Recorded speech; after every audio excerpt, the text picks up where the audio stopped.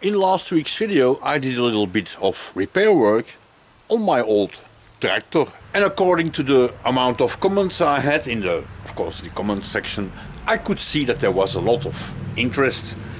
So let's take a closer look. This thing was built in Hanover, East Germany, by, of course, Hanomag, because it's marked on it. And no, not Hanomag Henschel. In 1957 it was Hanomag. Under the hood there is a 19 horsepower 2-cylinder diesel engine. And I don't know the maximum RPM, but I'm pretty sure you can find it easily on the internet. And the top speed of this thing is 19 kilometers an hour.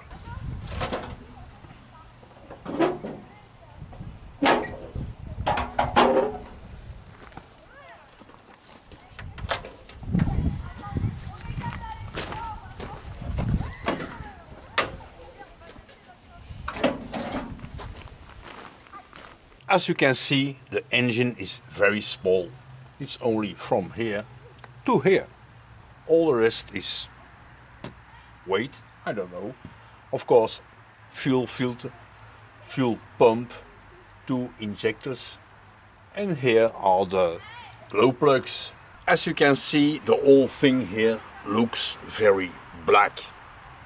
Originally, it is of course red, just like all the rest. But when I bought this machine 31 years ago, it was standing in a field, and it was a really sad look because this tractor was burned completely. The thing was in a terrible state. Only one tire had a little bit of damage and the 3 others were completely burned down. Electric system, seat, the steering wheel, the dashboard, everything burned down. And so I had to fix it, and the result is no, not here, but here.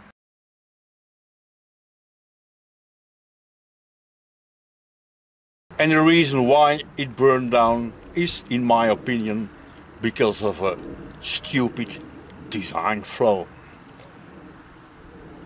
This part here is the fuel tank, and when you put fuel in it and sometimes you spill and fuel is leaking here, that can happen. Also, the fan here on this side, on the radiator fan, is blowing air between these 2 plates and the hood and comes out here in the battery compartment and below here. Which means also all kind of crap and dust and straw and birds and whatever can come in here. So below here there was a mix of straw and hay and all other flammable things, and of course also diesel. But you also have to take a look at the preheating system.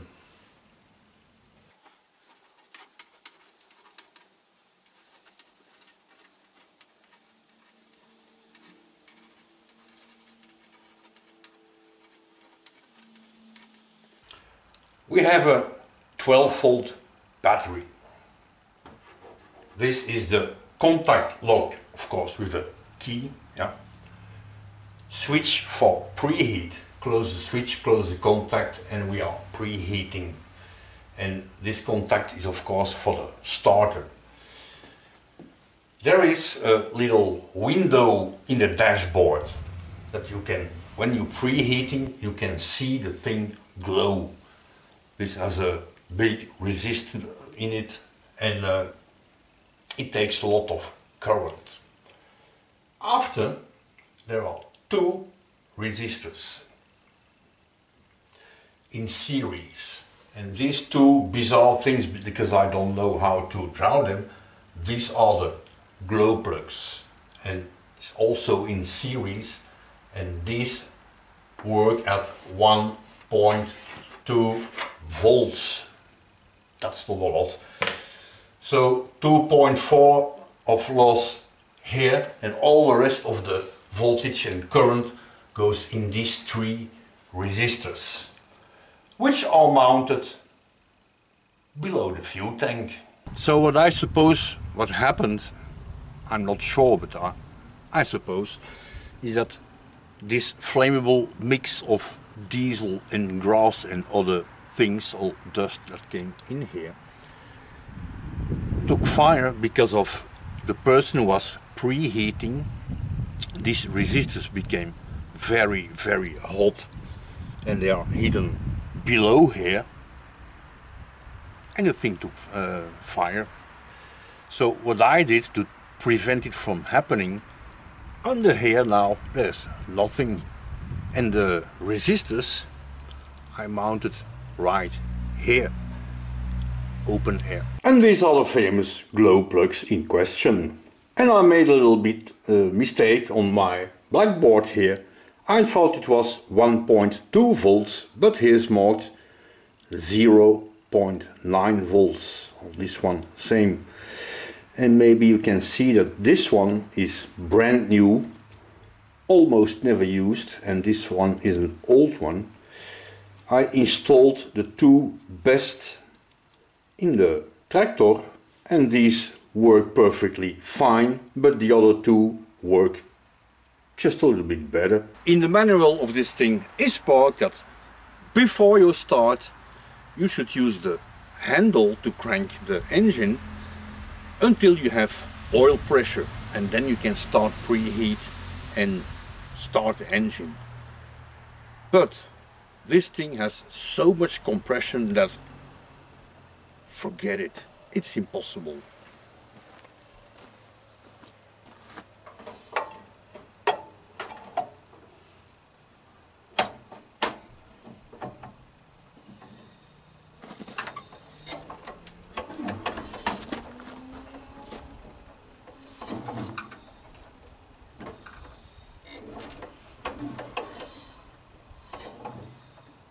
So for those who commented that this thing doesn't start very well because of not enough compression, not at all. I had this engine apart, just like all the rest of this machine, of course, and the pistons, the piston rings, the cylinders, everything looks almost like new. As you can see, it is impossible to crank the engine by hand. So much compression there is. And indeed, one cylinder has a little bit more difficulties to start than the other one. And that's because of the difference in quality between the two glow plugs. One glow plug glows a little bit harder than the other one.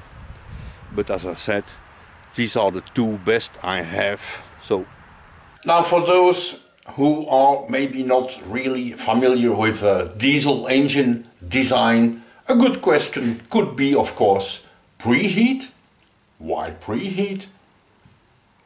There are two big differences in four-stroke diesel engines. This one direct injection, and this one indirect injection. For example, the Massey Ferguson, old Massey Ferguson, they use this system, which means we have a mix of fresh air in the cylinder. When the piston comes up, we have a compression of 16 times. So if this is one, piston comes up, 16 times pressure. That's the theory. And of course every brand has a little bit different, but that's more or less the idea. And we compress the air so fast that we reach here temperature of about 500 degrees Celsius. At that moment we're gonna inject diesel, but it's not a spray, it's a mist, it's a cloud. Result, explosion. And the explosion is gonna push the piston down. With this system there is only one little problem. The diesel we just injected here takes time to burn And diesel is very efficient, but it's also a slow burning fuel, which means that before all the diesel we injected is burned, the piston is already going down again, which means less pressure. So a diesel engine can go up to a certain RPM and not higher because of the slowness, I suppose, of the burning of the diesel. And this is where we invented the indirect injection. What happens here is that when the piston goes up with fresh air on this part, it's gonna push air in this chamber here, and it's gonna make a swiftly movement.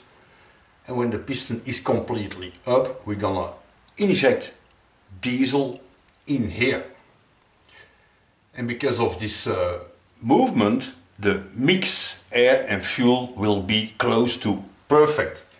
It's gonna burn, but in here there's not enough oxygen to burn all the diesel we injected. It explodes, it pushes out everything and continues burning in here. And we can do this before the piston is completely up. So if the piston is completely up, the combustion is also complete. So the time of burning of the diesel is way less important here. So the engine can run at way higher RPM. Now, way higher, that's the theory, of course. But in this system, there is also a problem. While the engine is running, everything is just fine. This thing works perfect. But the engine is at stop and we wanna start it. So the piston is gonna move up and down slowly. In this here, we can reach high enough temperature to create autocombustion. In this, because of the chamber, we cannot reach this 500 degrees Celsius. It's not possible. So what we do, we're gonna put a glow plug in here and preheat the engine. And when this chamber is nice and warm, we can crank it up, start, and it runs. So I suppose that in the meanwhile you already figured out that my Hanomag out there, because of glow plugs, indirect injection made by Bosch. And for those who commented that this thing needs a fresh coat of paint, I think you're absolutely right. I restored this thing twice in 31 years.